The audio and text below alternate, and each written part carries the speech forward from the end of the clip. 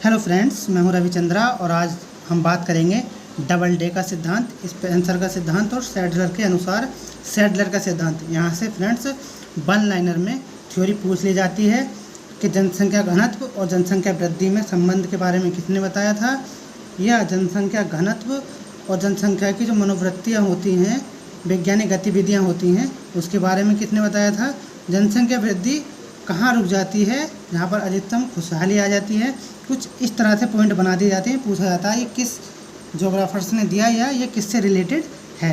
तो सबसे पहले देखते हैं डबल डे के बारे में। फ्रेंड्स, डबल डे का सिद्धांत था, डबल डे ने कहा था, एक सबसे महत्वपूर्ण कोटेशन दी थी, इनके अनुसार जनसंख्या घनत्व और जनसंख्या वृद्धि के मध्य में विलोम संबंध होता है, यानी कि उल्टा संबंध होता है। यानी जनसंख्या घनत्व अगर बढ़ेगा तो जनसंख्या वृद्धि घट जाएगी। फ्रेंड्स, जहाँ घनत्व बढ़ेगा, यानी कि जहाँ 400 लोग रह रहे हैं 1 किलोमीटर में, 1 किलोमीटर प्रति वर्ग स्क्वायर में अगर 400 लोग रह रहे हैं, तब जनसंख्या जैसे ही बढ़ेगी इसके मध्य में उल्टा संबंध हो जाएगा, यानी ये जनसंख्या घटने लगेगी, यानी डिक्रीज होने लगेगी। ये इन्होंने बताने का प्रयास किया। यानी जहाँ ज़्यादा जनसंख्या घनत्व है वहाँ जनसंख्या जो वृद्धि है स्वतः ही कम हो जाएगी।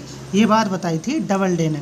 आप इसको डबल डे से याद कर सकते हैं। डबल माने डबल, यानी कि जनसंख्या घनत्व ज़्यादा तो जनसंख्या कम हो जाएगी, यानी कि उल्टा कर सकते हैं इसका डबल डे का। जनसंख्या घनत्व ज़्यादा तो जनसंख्या वृद्धि कम, यानी कि विलोम संबंध या जनसंख्या वृद्धि के मध्य में विलोम संबंध होता है। जहाँ पर जनसंख्या घनत्व अधिक होता है और वहाँ जनसंख्या वृद्धि दर कम होने लगती है। इन्होंने ये बताया था, पूछा जाएगा ये किसने कहा था कि जहाँ जनसंख्या घनत्व अधिक होता है वहाँ जनसंख्या वृद्धि दर कम होने लगती है। ये बात किसने कही थी? तो फ्रेंड्स, ये कही थी डबल डे ने। आगे देख लेते हैं स्पेंसर के। तो स्पेंसर का देख लेते हैं फ्रेंड्स।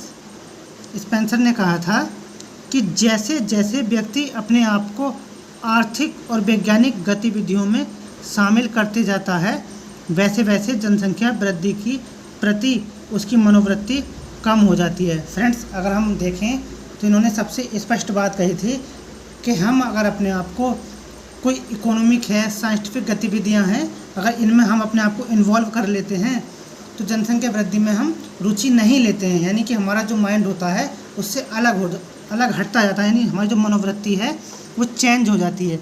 ये बात कही थी स्पेंसर ने कहा था, यानी कि हम अपने आप को अगर आर्थिक गतिविधि में, वैज्ञानिक गतिविधि में, अगर इनमें हम अपने आप को इन्वॉल्व कर लेते हैं, इसमें हम अगर शामिल कर लेते हैं, तो हम जनसंख्या वृद्धि में रुचि नहीं रखते, यानी कि हम जनसंख्या को बढ़ाने में की जो हमारी मनोवृत्ति है वो कम हो जाती है, क्योंकि हम जो इकोनॉमिक है उसको देखकर और जो वैज्ञानिक गतिविधियाँ हैं उनको देखकर जो जनसंख्या वृद्धि है उसमें हम योगदान देते हैं, यानी कि ज़्यादा योगदान हम जनसंख्या में नहीं देते हैं। ये इन्होंने बात कही थी। इन्होंने आर्थिक और वैज्ञानिक गतिविधियों के बारे में बताया था स्पेंसर ने। फ्रेंड्स, मैंने इसमें इनकी डेट इसलिए नहीं लिखी क्योंकि इनकी डेट कभी नहीं पूछी जाती है, बस इनका कोटेशन पूछा जाएगा ये किससे संबंधित हैं। 4 कोट दे दी जाएंगे तो हमें निकालना है।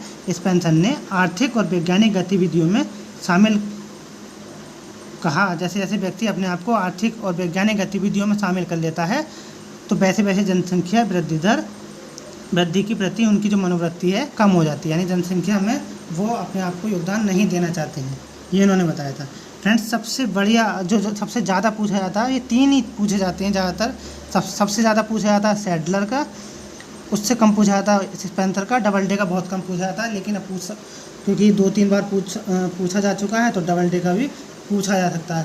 फ्रेंड्स, कैस्ट्रो का भी है, अगर मैं किसी दिन टाइम मिलेगा उसको भी कैस्ट्रो का भी है।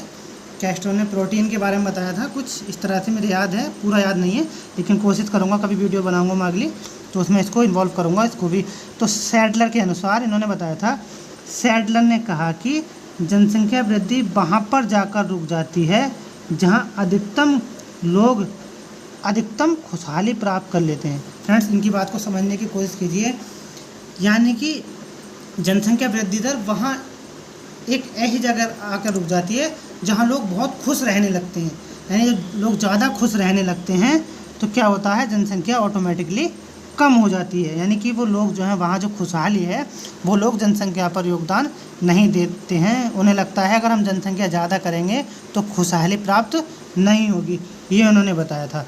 इन्होंने डेंसिटी के बारे में भी बताया था सैडलर ने। यानी सैडलर ने, सैड माने दुखी होकर, आप इसकी ऐसे समझ सकते हैं, सैड माने सैडलर यानी दुखी होकर। सैडलर ने कहा कि जनसंख्या वृद्धि दर वहाँ रुक जाती है जहाँ अधिकतम लोग खुशहाली प्राप्त कर लेते हैं। इन्होंने सैड होकर, सैडलर ने दुखी होकर कहा कि जनसंख्या वृद्धि दर वहाँ रुक जाती है जहाँ अधिकतम लोग अधिकतम खुशहाली प्राप्त कर लेते हैं। तो इन्होंने ये बताने का प्रयास किया था फ्रेंड्स सैडलर ने। स्पेंसर ने आर्थिक यानी कहा, स्पेंसर ने कि व्यक्ति जैसे जैसे अपने आप को आर्थिक और वैज्ञानिक गतिविधियों में शामिल करते जाता है तो वह जनसंख्या वृद्धि की जो उसकी मनोवृत्ति है वो कम हो जाती है। डबलडे ने कहा था कि जनसंख्या घनत्व और जनसंख्या वृद्धि के मध्य में विलोम संबंध होता है। यानी जहाँ जैसे मान लीजिए दिल्ली है, दिल्ली की पॉपुलेशन काफ़ी है, लेकिन वहाँ के लोग जो हैं देखा जाए तो पॉपुलेशन को इंक्रीज़ करने में मदद नहीं कर रहे हैं, क्योंकि वहाँ जो जनसंख्या है वो नेचुरल है, यानी कि प्रवास के द्वारा पहुँची हुई है। इसलिए यहाँ से भी इसको समझ सकते हैं। तो फ्रेंड्स ये रही आज की वीडियो। अच्छी लगे तो लाइक कर सकते हैं, शेयर कर सकते हैं और मुझे कमेंट में बता भी सकते हैं कि कैसी लगी वीडियो। मैं कोशिश करूँगा कुछ नया टॉपिक 4-5 मिनट की वीडियो लाने की, जिससे आने वाले एग्ज़ाम में लाभ हो सके। फ्रेंड्स मैं ज़्यादा वीडियोज़ नहीं बना पाता हूँ क्योंकि मैं खुद ही पढ़ता हूँ, तो इसलिए मैं ज़्यादा नहीं बना पाता हूँ, क्योंकि इसमें काफ़ी समय जाता है बनाने में। फिर सारी चीज़ इधर उधर होती हैं, उसको निकालना, एक जगह रखना काफ़ी समय लगता है, तो इसलिए मैं वीडियो फ्रेंड्स कम बनाता हूँ। तो फ्रेंड्स आज के लिए इतना ही। Thank you so much.